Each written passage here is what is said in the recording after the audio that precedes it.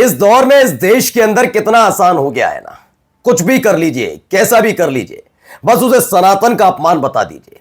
अगर आप खुद को अपने आप को गिल्टी मानते हैं तो सनातन का अपमान नहीं सहेंगे कि नारे लगा दीजिए। कोई बड़ा हादसा हो जाए तो उस गाड़ी से निकलकर फौरन ही चीखिए जय श्री राम, और उसके बाद कोई कुछ नहीं कर सकता, क्योंकि अगर उसके बावजूद आपके साथ किसी ने बदसलूकी की तो वो सनातन का अपमान कर रहा है, हमारे हिंदू देवी देवताओं का अपमान कर रहा है। ये आरोप लगाकर तमाशा खड़ा कर दीजिए।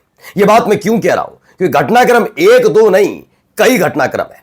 याद करिएगा, एक कार सवार एक लड़का जो नशे में धुत नजर आता है, वो अचानक से एक कार एक्सीडेंट होता है, उसकी गाड़ी से कई लोग कुचल जाते हैं। वो गाड़ी से निकलकर जैसे ही बाहर आता है, भीड़ नजर आती है और वो अचानक से जय श्री राम के नारे लगाता है। बाद में बताता है उसने खुद को बचाने के लिए किया। यही नहीं, हाल ही में आपने सीजीआई बीआर गवाई पर हमला करने वाले उस सनकी वकील को भी देखा कि कैसे उसने सनातन का अपमान नहीं सहेंगे वाले नारे लगाए, जबकि सनातन का अपमान कई दफा इसी बीच हो चुका था, लेकिन उसको फर्क नहीं पड़ रहा था। अब ताजा तरीन सनातन के ऐसे ही सनातनियों के ब्रांड एम्बेसडर बनने के लिए एक वकील साहब उत्साहित है। मैं ये बात क्यों कह रहा हूं कि मसला उन्होंने अंबेडकर साहब पर टिप्पणी करके शुरू किया था, लेकिन जैसे जैसे उन्हें पता लगा कि उनकी इस टिप्पणी से कितने लोग जुड़ गए, कितने ऐसे खाली लोग हैं, खलियर लोग हैं जिनके पास यही काम है, तो आखिरकार वो अब जगह जगह उसी चीज को भुनाने में लगे। लेकिन यह काम उस वक्त उन पर भारी पड़ गया जब एक मुस्लिम महिला पुलिसकर्मी उन्हीं के सामने जय श्री राम के नारे लगाने लगी। यह क्यों करना पड़ा, क्या हुआ, एक एक चीज दिखाऊंगा। चेहरा छोटा सा रह गया था साहिब का। नमस्कार, मैं हूं प्रज्वल गौतम और आप देख रहे हैं टाइम्स एक्सप्रेस। सबसे पहले एक वीडियो आपको दिखाऊंगा। हुआ क्या क्या था, कैसे था, वो बाद में आप समझिएगा। यहां से शुरू होती है कहानी। आपने 2 बार ये टैक्स वाला लौटाया, ये बिल्कुल सनातन का विरोध है। सनातन का विरोध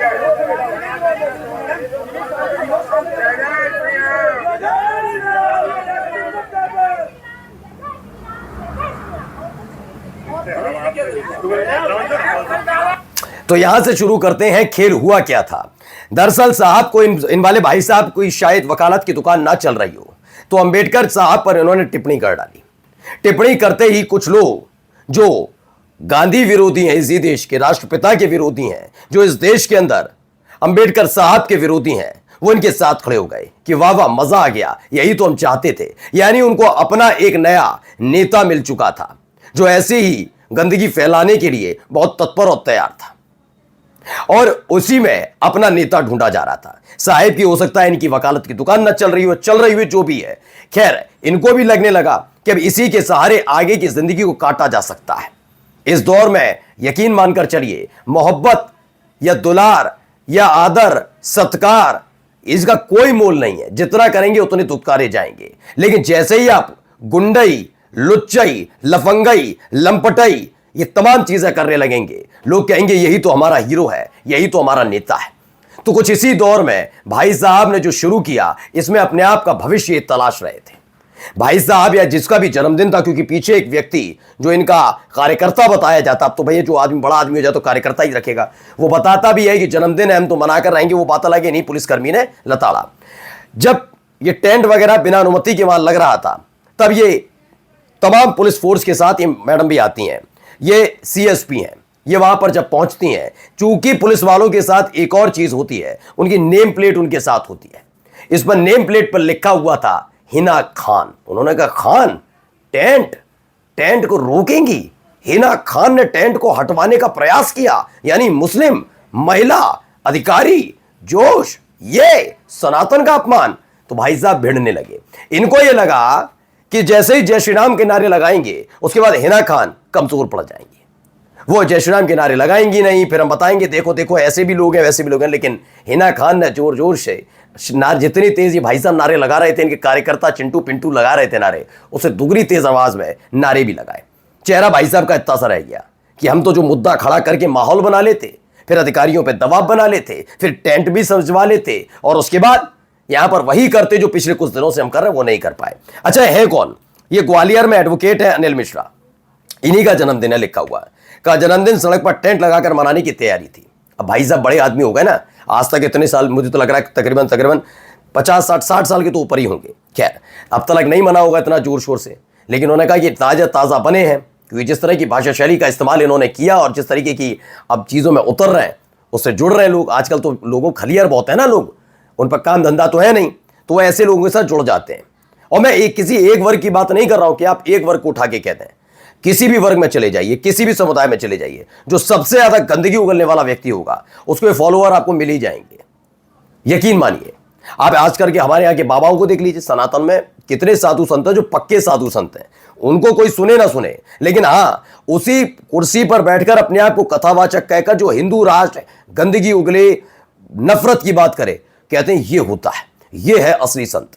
जबकि संतों का काम ये नहीं होता। संतों का काम क्या है? पूजा पाठ, पुराण, संस्कृति, संस्कार, धर्म की जानकारी देना। यहां धर्म की जानकारी खुद की तो है नहीं, लेकिन मुसलमान को कैसे भगाएं, उसे अफगानिस्तान कैसे भेजें, उसका पाकिस्तान कनेक्शन कैसे ढूंढें, ये आबादी ज़्यादा बढ़ाते हैं, ये घुसपैठियां हैं, ये तमाम चीज़ें करके अपना पूरी कथा कर लो और हड़प जाओ पैसे और इन नफरतियों के बन जाओ ब्रांड एम्बेसडर। यही खेल चल रहा है। तो भाई साहब का जन्मदिन था अनिल मिश्रा जी का। इतने सालों बाद इनके अपने प्रिय कुछ लोग जो हाल ही में इनके साथ इकट्ठा हुए, उन्होंने सड़क पर टेंट लगाकर इनका जन्मदिन मनाने की कोशिश की। सीएसपी है हिना खान ने सड़क पर टेंट लगाने से मना किया तो उन्हें सनातन विरोधी बताया गया। सुना भी आपने, मैंने सुनवाया। वो कहते हैं सनातन विरोधी हैं। चलिए 20 सेकंड की तो मैंने आपको ये पूरी क्लिप दिखाई, अब आगे की 25 सेकंड की भी देखिए क्या क्या वहां हुआ।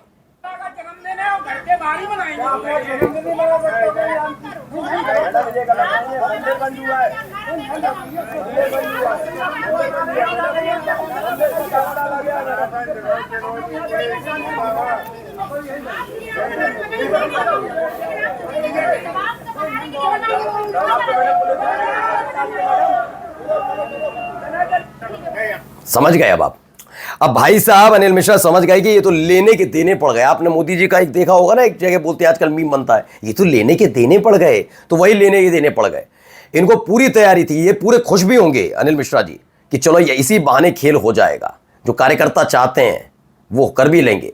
लेकिन जब सीएसपी हिना खान ने भी नारेबाजी की और इनके कार्यकर्ताओं को मुंह बंद कर दिया, तो भाई साहब पीट करके निकल लिए कि यहां तो गलत हो गए, लेने के देने पड़ गए। अब आप समझिए इस देश के अंदर नफरत बांटना कितना आसान हो गया है। खासकर अगर मुस्लिम सामने खड़ा हो तो बहुत आसान हो जाता है अपनी दुकान चमकाना। हिना खान के सामने जय श्री राम के नारे लगाए गए, हिना खान ने भी जवाब में जोर जोर से नारे लगाए। नारे लगाने वाले भाग खड़े हुए, समझ नहीं पाए कि चादर लाएं या चुन्नी, कहां से कैसे मुंह छिपाकर भाग लिया जाए यहां से। हालत खराब हो गई। मैं यकीन बता के कह रहा हूं, बस आपको थोड़ा सा अपना करेज दिखाना है। यकीन मानकर चलिए एक एक नफरती चिंटू, उनके पिंटू, ये सारे लोग ऐसे ही मुंह छिपाकर भागते हैं। इनमें ज्यादा दम नहीं होता, ताकत नहीं होती। ये कानून तोड़ना जानते हैं और जानते भी हैं, ताकत भी रखते हैं, क्योंकि ऊपर जो बैठा है ताकत इन्हें देता है। लेकिन जब उसकी ही कुर्सी को हिला दिया जाए, इनको इन्हीं के तरीके से जवाब दे दिया जाए, तो हालत खराब हो जाती है। नमस्कार।